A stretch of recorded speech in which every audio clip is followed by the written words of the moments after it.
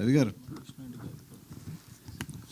Sir, ఇప్పుడు ఉపేంద్ర గారితో ఇప్పుడు ఇందులో ఒక మెయిన్ క్యారెక్టర్ చేశారు కదా, ఆయనతో సోలో సినిమా ఎప్పుడు చేయబోతున్నారు?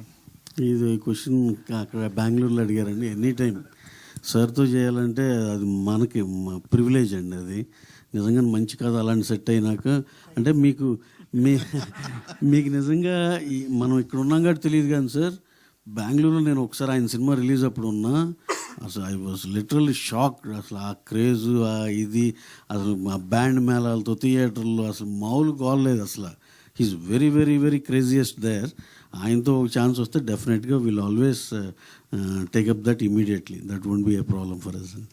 కాదు సార్, మీరు అందరు హీరోలతో సినిమా చేశారు కదా, ఇప్పుడు మహేష్ గారు ఇందా చెప్పారు క్లైమాక్స్లో ఫ్యాన్తో నిన్ను గురించి తెలుసుకుందామని వచ్చాను, నా గురించి నేను తెలుసుకున్నా అన్నారు. అలా మన ఇండస్ట్రీలో మన హీరోల్లో ఎవరైనా ప్రొడ్యూసర్ కష్ట నష్టాల గురించి తెలుసుకొని ఇప్పుడు ఫర్ ఎగ్జాంపుల్ ఈ సినిమా చేస్తా మా హీరో రామ్ గారు పూర్తి కాలేదు సార్.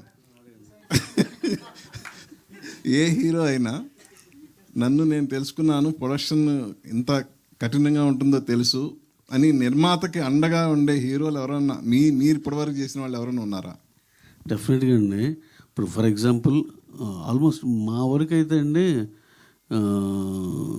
చెప్తాను నేను, మరి ఆ డీటెయిల్గా చెప్పాలంటే రామ్ చరణ్ గారు రంగస్థలం అప్పుడు ఆయన రెమ్యునరేషన్ ఇంకెంతో 4 ఎంతో ఉంది సార్. సినిమా రిలీజ్ అయిపోతుంది అంటే ఉంచండి చెప్తా.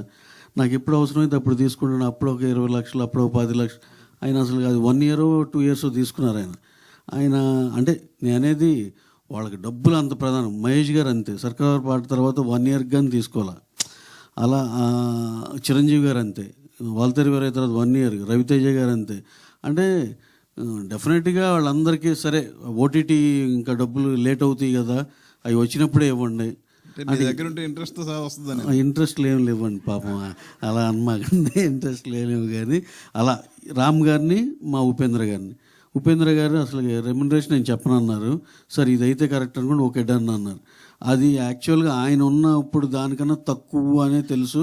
కాకపోతే సార్ ఈ ప్రాజెక్ట్ కొంచెం ఇప్పుడు బయట పరిస్థితులు బాగాలేదు కాబట్టి కొంచెం ఇలా కన్సిడర్ చేయాలి సార్ అని ఒక్క మాట అనలా.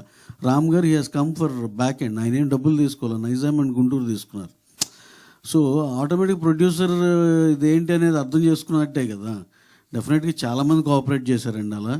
ఎన్టీఆర్ గారు అయితే అసలు ఆయన సరే ఎప్పుడు ఉంటే అప్పుడే ఉన్న టైప్లో కూడా ఉంటాడు ఆయన. సో ప్రభాస్ గారు ఆయన సరే మళ్ళీ ఇప్పుడు అరే ఇంకెవరినో మిస్ అయ్యానంటే మళ్ళీ అది తప్పుగా ఉంటుంది. మీరు అనవసరం కదిలిచ్చారు. పవన్ కళ్యాణ్ గారు ఇంకోటి ఆయన చెప్పాలి, మీరు అలా కదిలియొద్దండి. మొత్తం అందరిది మళ్ళీ కవర్ చేయాలి. ఎందుకంటే అందరితో మాకు ఆ మంచి రిలేషన్ ఉంది కాబట్టి. కళ్యాణ్ గారు అసలుకి మీకు మిగిలితే ఇవ్వండి లేకపోతే లేదన్నారు. ఇది నమ్ముతారు ఎవరన్నా? పుష్పక ఆయన అంతే, మర్చిపోయా. అల్లు అర్జున్ గారు స్టిల్ 1 year పాటు తీసుకున్నారు ఆయన తర్వాత ఆయన రెమ్యునరేషన్ అనేది. సో అందరూ చాలా కైండ్గా ఉన్నారండి మా వరకు నేను చూసిన ఇది. సో మీరు అడిగిన దాన్ని ఎవరండి అయ్యా. So we are very happy for everyone with whom we work అండి. Thank you. అండ్ పక్కన మహేష్ గారు మీ అంకే చూస్తున్నారు మీరు చెప్తుంటే, నెక్స్ట్ లైన్ రాస్తారనుకుంటా, ప్రొడ్యూసర్ కష్టాల మీద సినిమా తీయటం ఎట్లా, దాని మీద కంప్లీట్ ఏమన్నా ఏం లేదండి. ఇక్కడ నిజంగానే మార్కెట్ టఫ్ అవుతుంది కొద్దీ ఇది రివైజ్ అవుతూ ఉంటుంది అంతే. మార్కెట్ టఫ్గా ఉంటే ఇది ఇప్పుడు గేమ్ అంతా ఏంటంటే నెంబర్ ఆఫ్ డేస్ తగ్గించుకోవాలి, ఖర్చు కంట్రోల్లో తెచ్చుకోవాలి. నెమ్మదిగా అందరూ దీనికి ఆ సిస్టమ్కి అలవాటు పడుతున్నారు, అందరూ అటు వస్తున్నారు. ఎవరన్నా ఒకళ్ళిద్దరు రానవాళ్ళు ఉంటే వాళ్ళకి ఈ పరిస్థితులన్నీ చెప్పినాక డెఫినెట్గా they will all come under this fold అంతే.